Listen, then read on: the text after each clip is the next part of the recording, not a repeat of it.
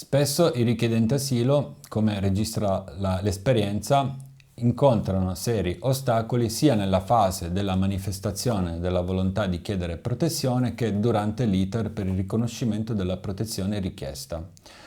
La manifestazione della volontà di chiedere la protezione internazionale, come chiarito dalla legge, può essere effettuata con ogni forma, si chiama libertà di forme, tanto che i tribunali hanno chiarito che anche un messaggio di posta elettronica certificata è sufficiente a manifestare la volontà di chiedere la protezione. Il ritardo nella manifestazione della volontà di chiedere asilo può avere delle conseguenze anche molto gravi, come ad esempio l'espulsione o il divieto di fare ingresso alle misure di accoglienza per chi ha manifestato la domanda di protezione dopo 90 giorni dall'ingresso in Italia. La manifestazione della volontà di chiedere protezione spesso incontra delle barriere a causa dei sistemi di gestione inefficienti delle questure. Come la cronaca riporta ancora oggi, spesso si formano delle file lunghissime di richiedenti asilo davanti alle questure che non riescono a accedere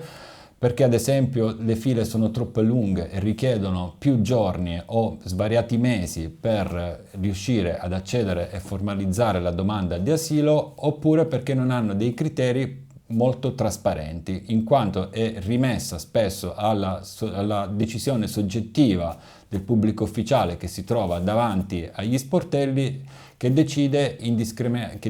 senza alcun criterio obiettivo chi entra e chi no.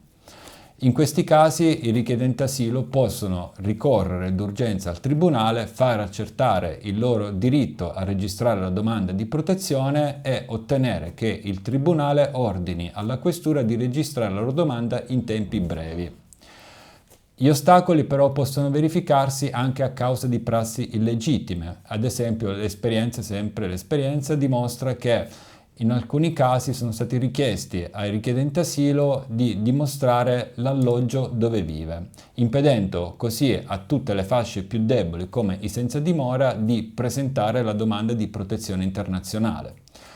Se è pur vero che la legge richiede di dichiarare un domicilio dove ricevere le comunicazioni della domanda di protezione, quindi dell'iter della domanda di protezione, è altrettanto vero che non può spingersi a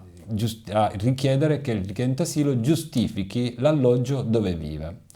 Quindi anche in questo caso, con un ricorso d'urgenza al tribunale, si può ottenere la registrazione in tempi brevi della domanda di protezione. Gli ostacoli, oltre che nella fase iniziale, possono verificarsi anche durante l'iter. Anche qui l'esperienza dimostra che spesso alcuni sistemi di gestione degli appuntamenti per l'accesso agli sportelli alla questura, che hanno delle tempistiche di svariati mesi, se non addirittura più di 8 mesi e comunque maggiori rispetto alla durata del permesso di soggiorno, implicano che il richiedente asilo per svariati mesi rimane senza alcun documento con cui può dimostrare di essere regolarmente soggiornante in Italia.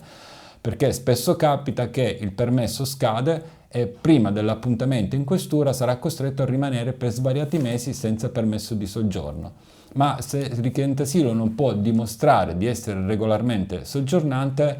ciò può implicare il mancato esercizio di alcuni diritti fondamentali. Ad esempio, se non ha un permesso valido non può rinnovare la tessera sanitaria e quindi